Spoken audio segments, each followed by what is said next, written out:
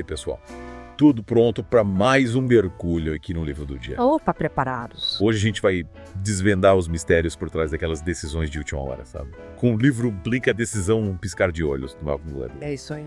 Que nunca se pegou tomando uma decisão importante em segundos. Tipo, sentindo meu coração. E foi. Acontece. Pois é.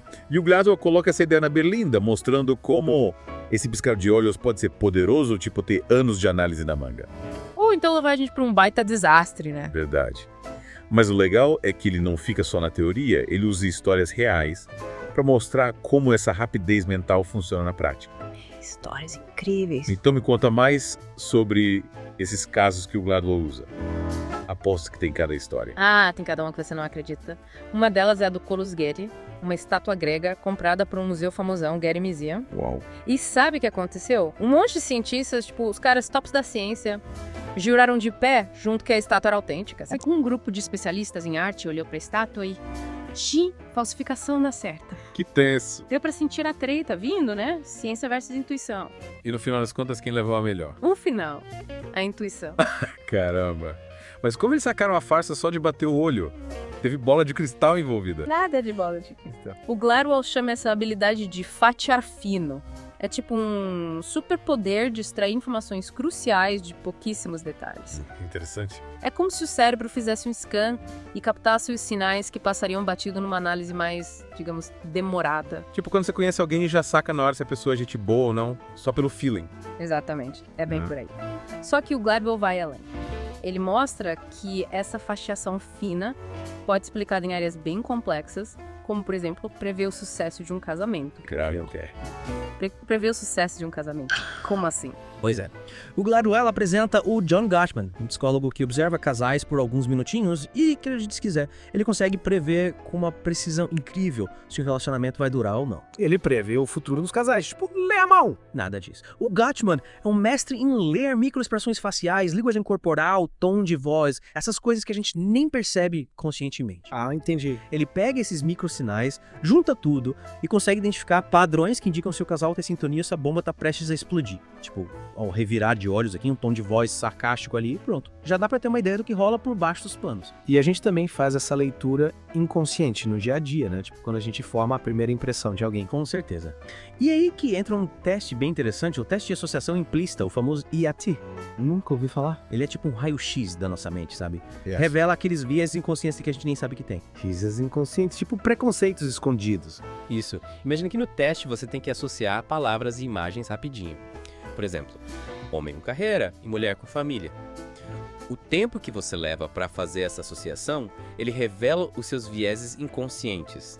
E o mais louco é que mesmo que você, racionalmente discorde desses estereótipos, o teste pode mostrar que lá no fundo você ainda carrega essas associações. Então quer dizer que a gente pode estar julgando as pessoas sem nem perceber. Isso é meio assustador, né? Pois é.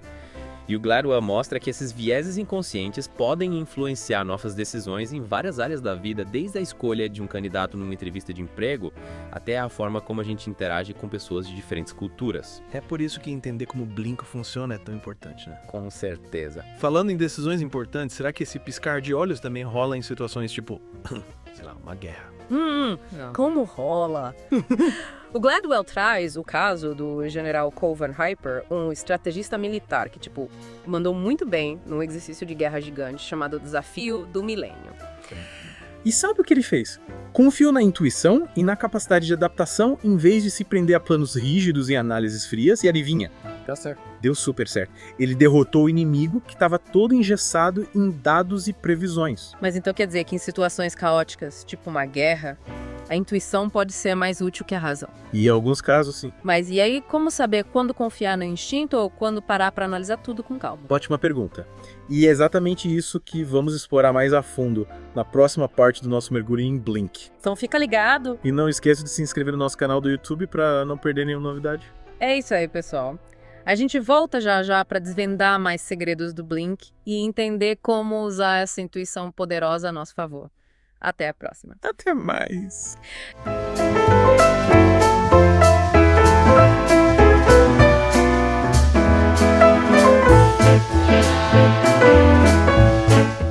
E aí, pessoal, de volta para a segunda parte do nosso mergulho em Blink.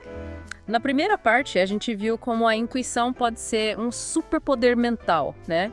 Tipo Sherlock Holmes da vida real. Isso aí. Mas como todo superpoder, tem seus perigos, né? Exatamente. E é aí que o Gladwell começa a mostrar o lado obscuro da força, quer dizer, da intuição.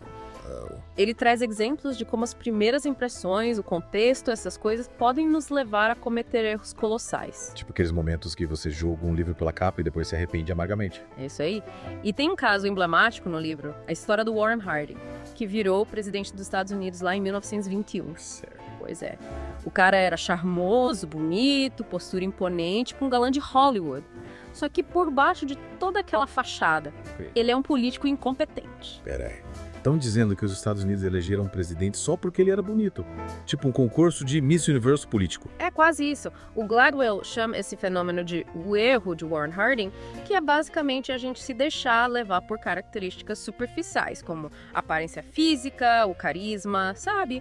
E ignorar completamente as reais capacidades da pessoa. E no caso do Harding deu ruim. É muito ruim.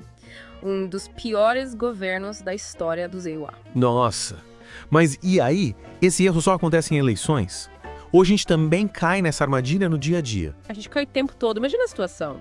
Você tá andando na rua de noite e vê alguém vindo em sua direção. A pessoa tá de capuz, as mãos nos bolsos. Seu coração dispara, a adrenalina vai a mil. O que você faz? Cara, eu acho que eu atravessaria a rua correndo. Ou tentaria me esconder em algum lugar. E é aí que mora o perigo. O Gladwell explica que em momentos de alto estresse, tipo essa situação que você descreveu, nosso corpo entra em modo de sobrevivência e a intuição assume o controle. Entendi.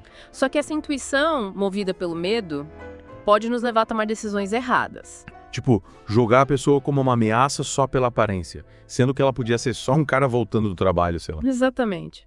E o Gladwell usa um caso real para ilustrar isso, o assassinato do Amadou Diallo, um imigrante africano que foi morto a tiros pela polícia de Nova York. Que horror. Os policiais estavam em alerta máximo, viram o Diallo mexendo no bolso e num piscar de olhos achando que ele estava armado, só que ele estava só pegando a carteira. Mas nesse caso, além do medo, parece que rolou um preconceito também, né? Tipo, os policiais viram um homem negro e já associaram uma ameaça. Com certeza. O Gladwell chama isso de cegueira mental, que é a incapacidade da gente ler as intenções e as emoções do outro em situações de alta tensão. E essa cegueira, muitas vezes, é alimentada por preconceitos, como você bem observou. E essa cegueira mental só acontece em situações extremas, tipo um tiroteio, sei lá. Ou a gente também pode ser cego no dia a dia. A gente pode ser cego em várias situações. O Gladwell dá exemplos de como isso acontece em entrevistas de emprego, em audições musicais, até na hora de escolher um produto no supermercado. Muitas vezes a gente toma decisões importantes com base em fatias finas de informação sem nem perceber. Tipo quando você escolhe um vinho no supermercado só pela beleza do rótulo. Exatamente. E tem um caso clássico no livro que mostra como as empresas exploram essa nossa, digamos, fraqueza. Lembra da New Coke?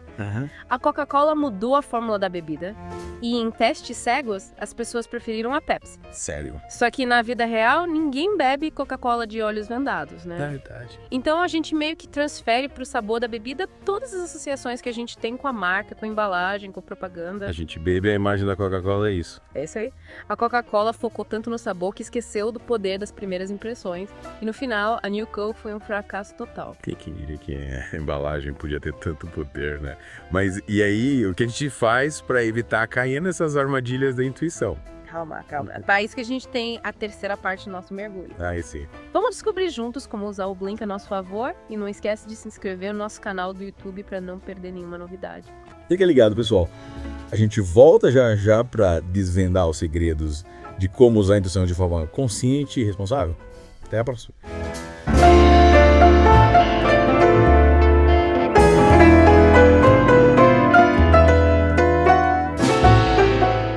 E aí, pessoal? De volta para a última parte do nosso mergulho em Blink. Nas partes anteriores, a gente explorou o poder e os perigos da intuição, né?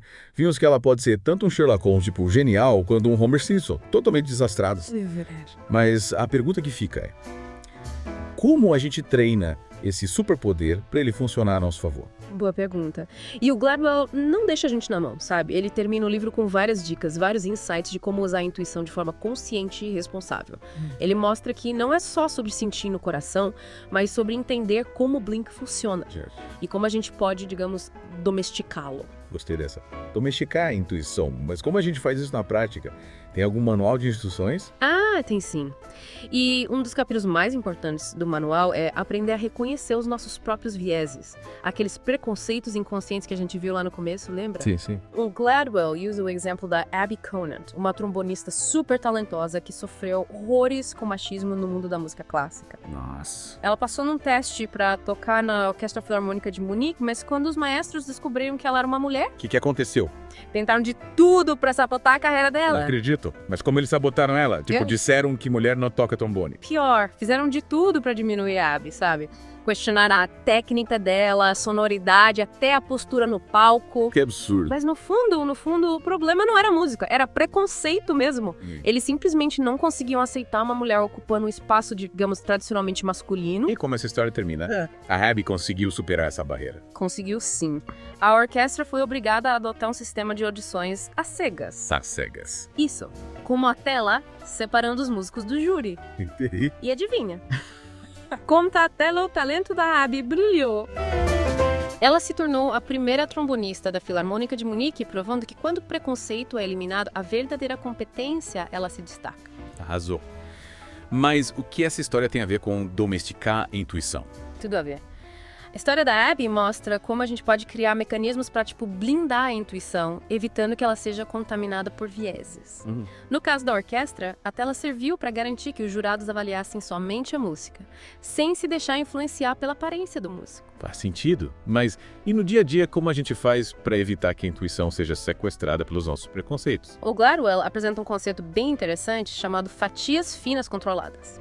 É basicamente a gente estruturar o ambiente, as informações, de forma que a intuição trabalhe a nosso favor.